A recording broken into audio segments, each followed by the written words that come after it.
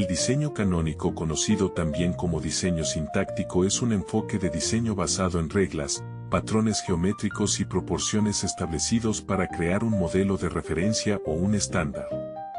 Se basa en un modelo o canon que proporciona coherencia, seguridad y control sobre el tamaño y las proporciones en diferentes campos como la arquitectura, arte y diseño en general. Es un enfoque que utiliza un conjunto de reglas, proporciones y patrones geométricos preestablecidos, o cánones, para organizar y crear diseños que sean consistentes, predecibles y eficientes. Este método se basa en la regularidad y la esquematización para ofrecer una estructura clara y segura que permite controlar las proporciones y la experiencia del usuario. El mismo se aplica en diversos campos, buscando siempre una organización y estandarización en la creación de proyectos. Sigue principios de organización y regularidad, evitando la arbitrariedad. Se apoya en patrones geométricos y proporciones como la sección áurea para estructurar el diseño.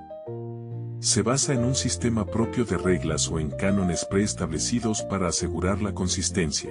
Permite controlar las dimensiones y proporciones de la estructura o diseño de manera sistemática.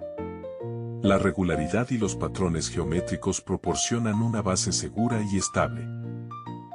En resumen, el diseño canónico no es un estilo en sí mismo, sino un método, una actitud, que utiliza un patrón o regla preestablecida para lograr un diseño que sea seguro, ordenado, regular y en última instancia, armónico y efectivo en su aplicación. Cuando la actitud del diseñador combinada con las necesidades del problema determinan un camino racionalista, matemático, geométrico, topológico, muchas veces sistematizado, regido por normas y leyes, entonces podemos decir que estamos ante lo que podemos denominar diseño canónico. El vocablo canónico viene del latín canon, del griego canón, regla, modelo, precepto. Significa también regla de las proporciones de la figura humana, conforme al tipo ideal aceptado por los escultores egipcios y griegos. Mostrando la cultura egipcia. En el siglo XIX, Lepsius descubrió que las figuras de una tumba de Saqqara presentaban una cuadrícula como trazado previo a la aplicación del color y cuya utilidad era ajustar las figuras a un canon preestablecido basados en el puño, el cúbito y el pie. Los estudios de Lepsius fueron profundizados por Inversen, demostrando que el canon egipcio es la figura humana en pie y que sus medidas se fundan en la mano y en el antebrazo, con la consecuente simbología, ya que son los miembros corporales los que crean las cosas. El canon egipcio era un conjunto de reglas estrictas para representar el cuerpo humano en el arte, que dictaba la proporción ideal del cuerpo humano, 18 puños, la posición frontal del torso y de perfil la cabeza, hombros y piernas, y que las figuras importantes fueran más grandes que las secundarias. Las proporciones se basaban en el puño, donde el cuerpo completo se dividía en 18 cuadrados o puños, y la figura sentada se componía de 15 cuadrados. Las figuras masculinas generalmente tenían un pie adelantado, mientras que las mujeres permanecían con los pies juntos. Las personas más importantes, como faraones y dioses, se representaban con un tamaño mayor para indicar su estatus y poder. Las figuras se dibujaban en una cuadrícula o plano bidimensional para poder apreciar todos sus detalles. El canon buscaba transmitir orden y un sentido de permanencia, valores importantes para la cultura egipcia. Su objetivo era representar en la tierra una idea de lo eterno, alineándose con el concepto de la vida eterna que predominaba en su cultura funeraria. Otro ejemplo de primeras actitudes canónicas podemos señalar los 4 cuerpos primarios de Platón y su relación con figuras geométricas, el cubo, la tierra; el octaedro, el aire; el icosaedro, el agua; y el tetraedro, el fuego. La teoría de la proporción puede referirse a varios conceptos, pero generalmente trata sobre la relación equilibrada y armónica entre partes y el todo, utilizando razones matemáticas para crear composiciones visualmente agradables en el arte y la arquitectura. También puede referirse a la proporcionalidad directa e inversa en matemáticas, donde las cantidades aumentan o disminuyen en la misma proporción.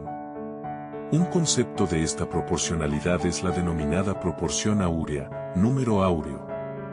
Esta proporción, que también suele mencionarse como razón áurea, número áureo o divina proporción, incluso solía ser señalada por sus supuestas propiedades místicas. Su ecuación se expresa como 1 más la raíz cuadrada de 5, todo sobre 2, y el resultado es aproximadamente igual a 1,618. Es un número irracional, representado por la letra griega, phi, en honor al escultor griego Fidias.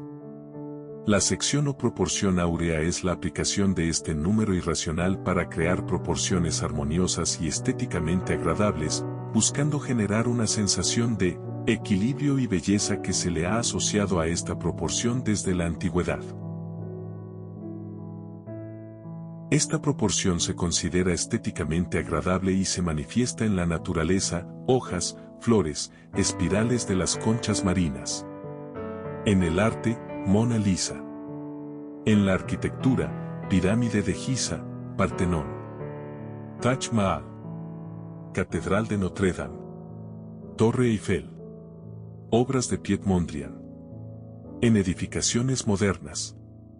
E incluso en el diseño gráfico, para organizar logotipos, la composición de imágenes, la distribución de texto y la tipografía para lograr un resultado más equilibrado y atractivo, buscando crear equilibrio y armonía. Esta proporción se obtiene al dividir un segmento en dos partes, de manera que la división de la longitud total entre la parte más larga sea igual a la división de la parte más larga entre la más corta.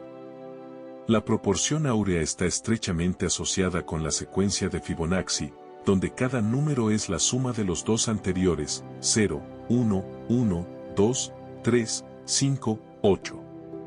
La razón entre números consecutivos de esta secuencia se acerca gradualmente al número, phi, 1,618.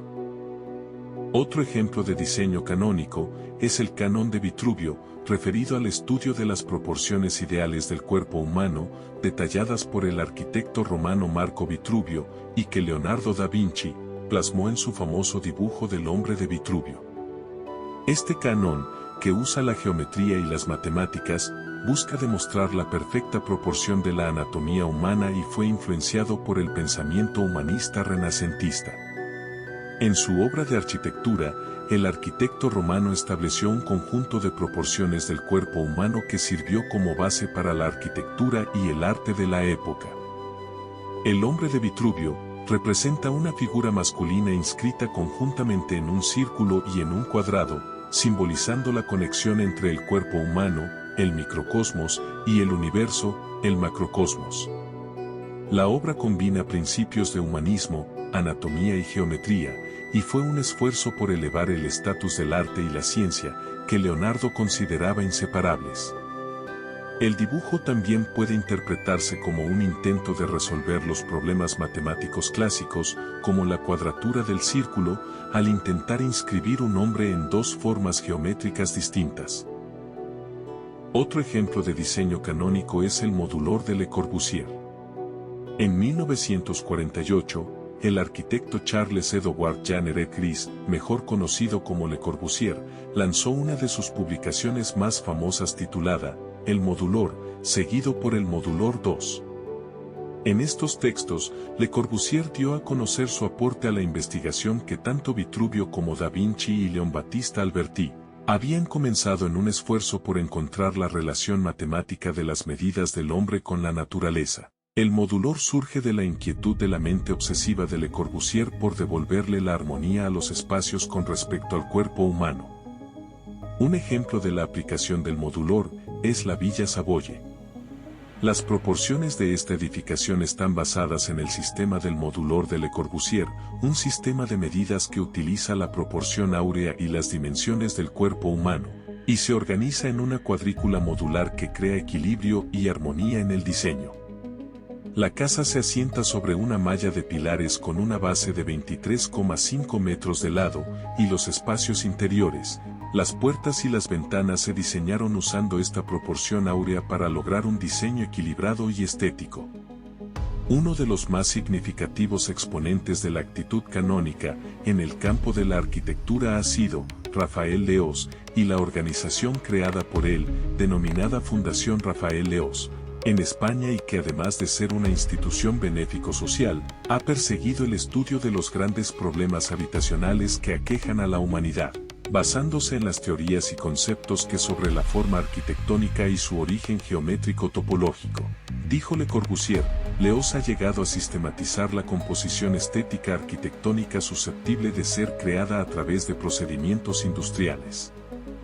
Su teoría se basa en el módulo L, un sistema de división y ordenación del espacio arquitectónico a través de principios geométricos. Es el manejo de un conjunto de retículas denominadas las retículas de Rafael Leós. Fue el estudio, análisis e investigación que concluyó con el denominado módulo L, presentado con éxito en la Bienal de Sao Paulo de 1961, y donde Leós expuso, junto al resto de sus estudios teóricos, los planteamientos que apoyaban la industrialización de la vivienda favoreciendo procesos constructivos prefabricados y modulares. El módulo de extrema sencillez aporta el máximo de posibilidades combinatorias en altura y superficie, facilitando la producción seriada. 3 cubos alineados, más uno adyacente en un extremo, que uniéndose a otros iguales, conforman grupos de diversa complejidad o simplicidad denominado el módulo L. Solo se necesitan 16 módulos para formar un cubo. Con pocos elementos se pueden obtener infinitas soluciones armónicas. Solo la combinación de 2 módulos L permite 123 posibilidades y 3 más de 12.000. Algunas imágenes de conjuntos habitacionales desarrollados con la aplicación de su teoría. Como conclusión al trabajo realizado en estos 8 capítulos, en la conformación del proceso de diseño, dirigido a resolver los problemas de diseño, ha sido una práctica de muchos años que ha producido una transformación formal y estructural de cómo resolverlos. La experiencia sobre el uso de actitudes y modalidades, desde las primeras formas de resolver problemas únicamente con principios pragmáticos, métodos tradicionales, artesanales, dibujo a escala y uso de métodos intuitivos, pasando por la utilización radical de los métodos racionales, cajas de cristal, y concluyendo con la experiencia y aparición de nuevas herramientas innovadoras, se ha demostrado que el proceso de diseño es una integración de subjetividad y racionalismo, una autoorganización del proceso, donde la subjetividad y la lógica son parte del diseño y en donde los métodos, técnicas y herramientas han sufrido transformaciones fundamentales, desde aquellas tradicionalmente manuales y analógicas a otras digitales, desde las primeras, elementales, hasta las más avanzadas, como es el uso de la inteligencia artificial, para hacer más eficiente el trabajo del diseñador, disminuir los tiempos de diseño, incrementar la creatividad, la sostenibilidad de los proyectos, automatizar tareas y manejar la información de una manera más efectiva, provechosa y beneficiosa en la actividad de diseño.